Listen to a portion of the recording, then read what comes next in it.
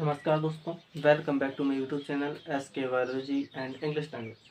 पिछली वीडियो में हमने अध्ययन किया था कि श्वसन तंत्र क्या है, मानव श्वसन तंत्र किसे कहते हैं एवं मानव श्वसन अंगों द्वारा वायु को किस प्रकार से ग्रहण किया जाता है और वायु किन किन अंगों से होकर गुजरती है, मानव श्वसन तंत्र में कितने अंग भाग लेते हैं।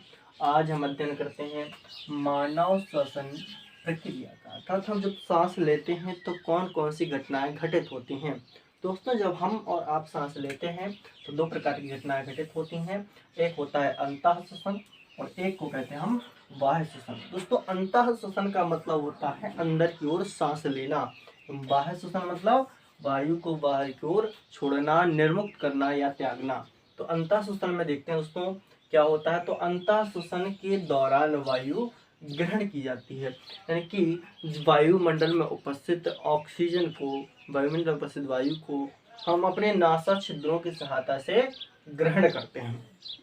तो वायु को यह ग्रहण करने की यह प्रक्रिया जो होती है वो अंतः श्वसन कहलाती है। और बाह्य श्वसन में वायु को मुक्त किया जाता है, अर्थात वातावरण में छोड़ दिया जाता है। अंतः श्वसन प्रक्रिया में पर्सिलियों से संयुक्त पेशियां, जो हमारी रिब्स होती हैं, रिब्स से जो पेशियां लगी होती हैं, मांसपेशियां लगी होती हैं, वे पेशियां सिकुड़ती हैं। कैसे होती हैं? सिकुड़ जाती हैं, इस प्रकार से सिकुड़ जाती हैं। और बाह्य श्वसन में जो पर्सिलियों से लगी पेशियां होती हैं वो शिथिल हो जाती हैं, अर्थात पुनः अपनी पूर्व अवस्था में आ जाती हैं, पहले की अवस्था में आ जाती हैं।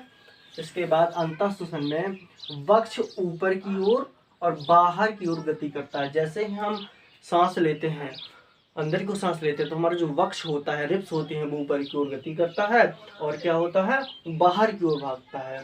उसी प्रकार से बाह्य श्वसन जो होता है दोस्तों, तो बाह्य श्वसन में वक्ष नीचे की ओर एवं अंदर की ओर गति करता है। जैसे ही हम वायु को छोड़ते हैं तो हमारा जो जैसे हम वायु को छोड़ते हैं तो हमारा जो वक्ष है वो अंदर की ओर और नीचे की ओर गति करने लगता है। इसके बाद अंतः श्वसन में गुहा में वायु का दाब कम हो जाता है। क्या होता है? वायु का दाब कम हो जाता है और वायु फेफड़ों में भर जाती है। बाह्य श्वसन में गुहा में वायु का दाब बढ़ जाता है और वायु फेफड़ों से बाहर आ जाती है।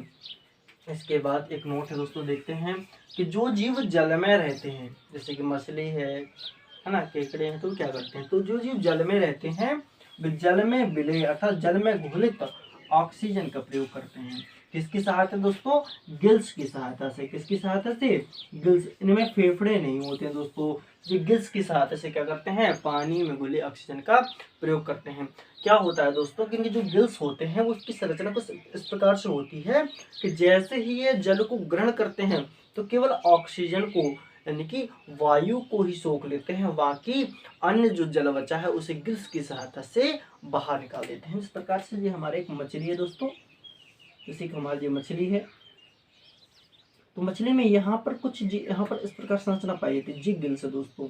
जी गिल्स की सहायता से क्या करता है, हमारा श्वसन प्रक्रिया करते हैं ये लोग।